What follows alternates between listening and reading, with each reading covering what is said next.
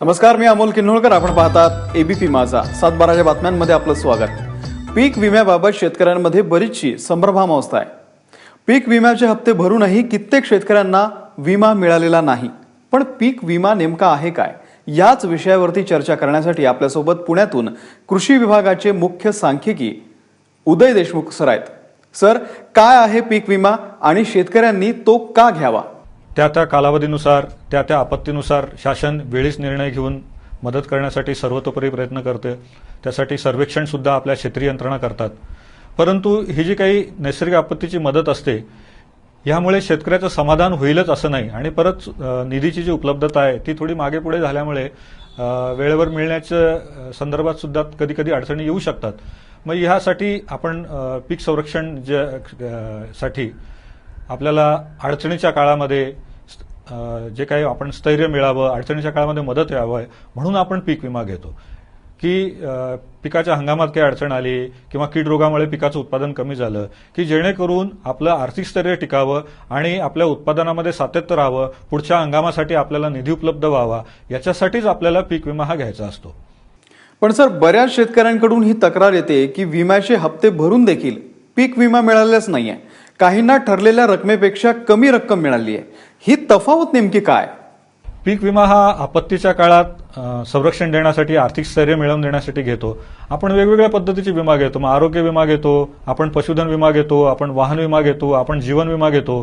परंतु हे सगळं करत असताना जो काही विमा हप्ता भरला त्या विमा हप्त्याच्या नुसार आपल्याला नुकसान भरपाई मिळालीच पाहिजे असा विचार आपण कधीच करत नाही. की बाबा आरोग्य विमा मिळावा किंवा पशु विमा मिळावा किंवा वाहन विमा मिळावा म्हणून त्याचं नुकसान व्हावं असं आपण कधीच भावना ठेवत नाही. तीच गोष्ट इथे आपल्याला पीक विम्याला लागू राहते. त्यामुळेच बाबा आम्ही तालुक्यासाठी किंवा महसूल मंडळासाठी किंवा जिल्ह्यासाठी एवढा विमा हप्ता भरला आणि इतकी नुकसान भरपाई मिळाली, मग ती कमी मिळाली, शेजारच्या तालुक्याला किंवा जिल्ह्याला जास्ती मिळाली, शेजारच्या गावाला जास्ती मिळाली, हे निश्चितपणे ही जी तुलना करतो आपण ती थोडीशी संयुक्तिक वाटत नाही. आणि मग आपला जो काही शासकीय यंत्रणेवर किंवा आपल्या सन्माननीय लोकप्रतिनिधीवर जो काही रोष असतो तो कितपत योग्य आहे याचा विचार आपणच करण्याची आता वेळ आलेली आहे. उदय सर, पीक विम्यामध्ये सरासरी उत्पादन आणि उंबरठा उत्पादन असा उल्लेख केलेला असतो. यामध्ये नेमका काय फरक आहे? सरासरी उत्पन्न जे आहे ते साधारणतः 7 वर्षामध्ये पीक जे काही पीक कापणी प्रयोग होतात त्या पीक कापणी प्रयोगातून त्या महसूल मंडळासाठी किंवा त्या तालुक्यासाठी किंवा जिल्ह्यासाठी जे काही सरासरी उत्पादन येतं याच्या आधारावर आपण पीक विम्याच्या नुकसान भरपाई देय होतं. ते सरासरी उत्पन्न काढताना आपण काय करतो की साधारणतः 7 वर्षातले 2 दुष्काळाचे वर्ष म्हणजे सध्या आपण सन 2014 आणि 2015 हे जे आहेत हे दुष्काळी वर्ष शासनाने जाहीर केले ते वगळतो आणि उरलेल्या 5 वर्षाचे आपण सरासरी उत्पादन घेतो आणि या सरासरी उत्पादनावर आधारित आपण उंबरठा उत्पन्न निश्चित करतो. आता हे झालं सरासरी उत्पन्न, 5 वर्षाचं सरासरी उत्पादन हे जे आलं सरासरी उत्पादन. आणि उंबरठा उत्पन्न म्हणजे साधारणतः जे काही या सरासरी उत्पादन याचे 70% आपण ज्याला उंबरठा उत्पन्न आपण गृहीत धरतो. म्हणजे जे जर समजा आपलं 1000 किलो सरासरी उत्पन्न असेल 5 वर्षाचं तर उंबरठा उत्पन्न हे 700 किलो होईल.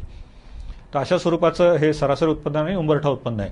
आणि उंबरठा उत्पन्न जे धरतो आपण या उंबरठा उत्पन्नापेक्षा जर कमी उत्पादन आपल्याला मिळालं या एखाद्या हंगामामध्ये, समजा खरीप सोहळ्यामध्ये आपल्याला 700 किलोपेक्षा जर कमी उत्पादन मिळालं तरच आपल्याला पीक विम्याची नुकसान भरपाई देय होते. शेतकऱ्यांची अशी पण एक तक्रार असते की पीक पैसेवारी 50% कमी आहे पण तरीही विमा मिळत नाही.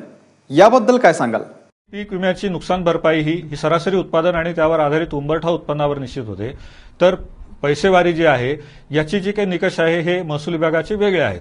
पीक पैसेवारी हे महसूल विभाग गत 10 वर्षाच्या ज्या मधील जे अत्यंत उत्कृष्ट असे 3 वर्ष आहे या 3 वर्षामध्ये जे सरासरी उत्पादन येतं या सरासरी उत्पादनाची सरासरी काढून निश्चित करतं.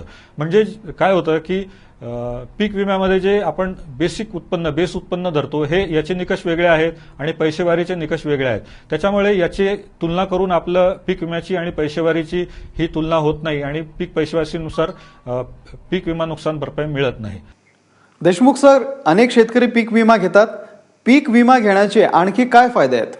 त्याशिवाय जर आपण पीक पेरूच शकलो नाही किंवा आपले हवामानाचे घटक इतके वाईट असले किंवा बाबा पाऊसच पडला नाही किंवा पाऊस उशीर झाला, हंगाम निघून गेला, आपण पेरणीच करू शकलो नाही किंवा लागणे करू शकलो नाही, मग आपले जे 4 मुख्य पिकं आपण घोषित केलेले आहे की ज्याच्यामध्ये तूर, भात, कापूस आणि सोयाबीनचा समावेश आहे. हे जर जे आपलं सरासरी पेरणी क्षेत्र असतं त्याच्यापेक्षा 75% सुद्धा कमी क्षेत्रावर पेरणी झाली किंवा पेरणी होऊ शकली नाही किंवा केलेली पेरणी फेल झाली तर आपल्याला ही जोखीम आपल्या याच्यामध्ये मिळते. आणि याशिवाय जी पिकं आपण तयार झालेली आहेत ती आपण कापणी केली आणि वाळवणीसाठी शेतामध्ये पसरून ठेवली आणि अशा काळामध्ये जर चक्रीवादळ झालं आणि त्यांनी पिकाचं नुकसान झालं, अवकाळी पाऊस झाला, चक्रीवादळ झालं, तर जे काही पिकाचं नुकसान असेल त्याच्यासाठी सुद्धा आपल्याला याच्यामध्ये जोखीम ही याच्यामध्ये पीक संरक्षण मिळतं. म्हणजे पेरणी झाली नाही तरी आपल्याला जोखीम संरक्षण मिळतं आणि पीक कापणी करून आपलं नुकसान झालं तरी जोखीम संरक्षण मिळतं. याच्यासाठी राज्य शासनाने राज्यस्तरीय जी पीक कर्ज दर समिती आहे यांनी ठरवलेले जे दर आहेत